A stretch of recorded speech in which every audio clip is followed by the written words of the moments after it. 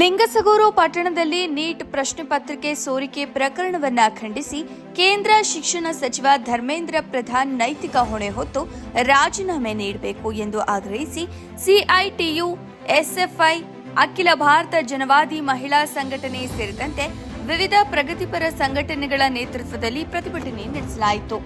ಪ್ರತಿಭಟನಾಕಾರರು ಕೇಂದ್ರ ಸರ್ಕಾರದ ವಿರುದ್ಧ ಘೋಷಣೆಗಳನ್ನು ಕೂಗಿ ನೀಟ್ ಪರೀಕ್ಷೆಯಲ್ಲಿ ನಡೆದಿರುವ ಅಕ್ರಮಗಳು ಲಕ್ಷಾಂತರ ವಿದ್ಯಾರ್ಥಿಗಳ ಭವಿಷ್ಯವನ್ನ ಅತಂತ್ರಗೊಳಿಸಿದೆ ಎಂದು ಆರೋಪಿಸಿದರು. ಪರೀಕ್ಷಾ ವ್ಯವಸ್ಥೆಯಲ್ಲಿ ಪಾರದರ್ಶಕತೆ ಕಾಪಾಡುವ ಜೊತೆಗೆ ತಪ್ಪಿತಸ್ಥರ ವಿರುದ್ಧ ಕಠಿಣ ಕ್ರಮ ಕೈಗೊಳ್ಳಬೇಕು ಹಾಗೂ ವಿದ್ಯಾರ್ಥಿಗಳಿಗೆ ನ್ಯಾಯ ಒದಗಿಸಬೇಕು ಎಂದು ಒತ್ತಾಯಿಸಿದರು. ಮಕ್ಕಳ ಪರಿಸ್ಥಿತಿ ನೋಡಿದ್ರೆ ನಾವು ಯೂಟ್ಯೂಬ್ ಅದನ್ನೆಲ್ಲ ನೋಡಕತ್ತೀವಿ. ಅವ್ರ ಪರಿಸ್ಥಿತಿ ನೋಡಿದ್ರೆ ನಮ್ಮ ಮಕ್ಕಳು ಕೂಡ ಇರ್ಬೋದು ರೀ. ನಮ್ಗಳ ಮಕ್ಕಳು ಹಡ್ದೀವಿ ನಾವು. ನಮ್ಮ ಮಕ್ಕಳ ಕನಿಕರ ಇರೋದಿಲ್ಲ. ನಮ್ಮ ಮಕ್ಕಳಿಗೆ ಹಿಂಗ್ ನೋಡಿದ್ರೆ ನಡೆದ್ರೆ ನೋವಾಗೋದಿಲ್ಲ ನಮಗೆ. ಹಂಗೆ ಅವ್ರ ಮಕ್ಕಳು ಕೂಡ ಅಲ್ಲಿ ಹಗಲು ರಾತ್ರಿ ಅಲ್ಲಿ ಬಿದ್ದಿದ್ದಾರೆ.